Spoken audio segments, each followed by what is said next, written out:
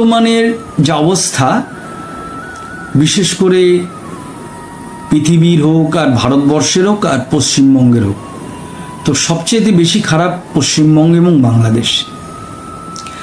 তো দেখতেই পাচ্ছেন যে মানুষ অমানুষে পরিণত হয়েছে, মানুষের মধ্যে অসুরের মতো তার চলাফেরা, আনাগোনা এবং কাজকর্ম। মনুষ্যত্ব কারোর ভেতরে নেই। সকলের একটি ইচ্ছা, সকলের একটি বাসনা, কিভাবে টাকা রোজগার করব, কিভাবে একটা জমি কিনবো, একটা বড় বাড়ি বানাবো, 2-4টে গাড়ি কিনবো এবং খুব লাক্সারিভাবে জীবনযাপন করব। এবং অনেকের অনেক ক্ষমতা আছে, রাজনৈতিক ক্ষমতা বলুন বা অন্যান্য ক্ষমতা, তো তারা সেই জিনিসগুলোকে অ্যাপ্লাই করে মানুষকে ঠকাচ্ছেন। যারা ধরুন যারা খুব গরিব হোক, যাদের ক্ষমতা নেই, দুর্বল, তো এই সবল মানুষগুলো সেই দুর্বল মানুষগুলোকে ঠকাচ্ছে। তো সবার প্রথমে এই যা দেখছেন যে সমাজের যারা পথ দেখাবে, যারা সমাজকে এগিয়ে নিয়ে যাবে, তো সেই সমস্ত সে টিচার বলুন আর ডাক্তার বলুন, উকিল বলুন, ব্যারিস্টার বলুন, পুলিশ বলুন, যারা সমাজকে আলো দেখাবে, যারা সমাজকে এগিয়ে নিয়ে যাবে, তো তাদের মধ্যে এমন কিছু মানুষজন আছেন যারা এই সমাজকে নষ্ট করছেন। কিন্তু যারা প্রকৃত সমাজের ভালো চাইছেন, যারা কিছু করতে চাইছেন, তো এই মানুষগুলো যখন ভালো কিছু করতে যাবে, তো এই খারাপ মানুষগুলো তাদেরকে বিভিন্ন ক্ষমতা প্রয়োগ করে তাদেরকে দুর্বল করে দেবে বা তাদেরকে চুপ করিয়ে দেবে। কারণ বর্তমানে দেখবেন ভালো মানুষের সঙ্গী, ভালো মানুষের সঙ্গ নেই, লোকই পাবেন না আপনি।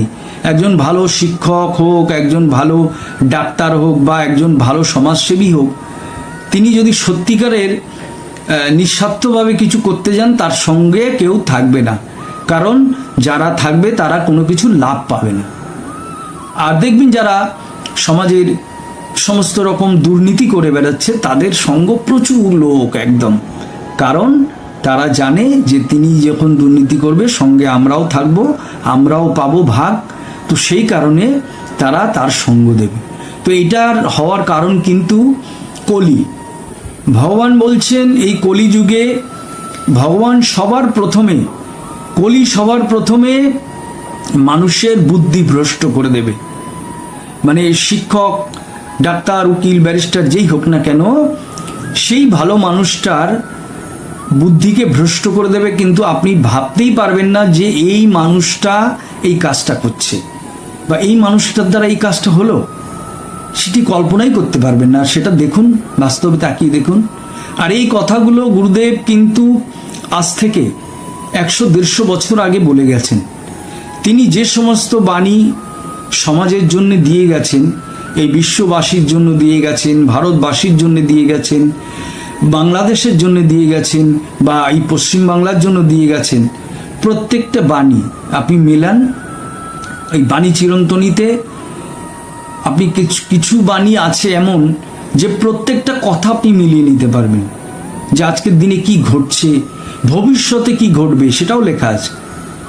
তো সেই কারণে প্রত্যেককে বলবো যে সমাজের যা অবস্থা, গুরু ভাই বোন, দাদা দিদিদের বলবো, আমাদের যে প্রজন্ম আসছে, যে প্রজন্ম, আপনারা আপনাদের সন্তানদের নিজেরা মানুষ করার চেষ্টা করুন। স্কুলের যা অবস্থা, কলেজের যা অবস্থা কিন্তু খুব খারাপ। তো এবং গুরুদেবের ভাবধারাতে, গুরুদেবের যে ভাবধারা, সেই ভাবধারাকে নিয়ে আপনারা চলার চেষ্টা করুন এবং শিক্ষা দিন। না হলে সেই বাচ্চা মানুষ হবে না। বাচ্চার জন্যে আপনি লক্ষ টাকা রেখে যাবেন, বড় বাড়ি রেখে যাবেন, গাড়ি রেখে যাবেন, কোনো লাভ হবে না।